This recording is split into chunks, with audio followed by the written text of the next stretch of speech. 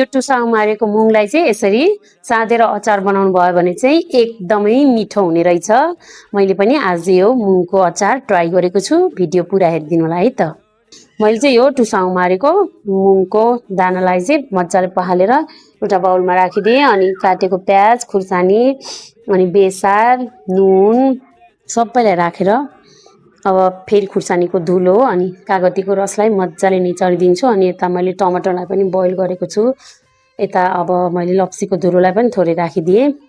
अब यो बोइल गरेको टमाटर र खुर्सानी यो तेलमा फ्राई गरेको खुर्सानीलाई चाहिँ मजाले मिचेर यतिको पेस्ट बनाइदिन्छु। अनि यता टिमुर र काटेको हरियो धनियालाई पनि राखिदिएँ। अब यी सबैलाई मिक्स गरेर मजाले मोलिदिन्छु। अनि माथिबाट तोरीको तेल राखेर मजाले मोलिसकेपछि त यो टुसाउ मारेको मुङको अचार पनि रेडी भयो।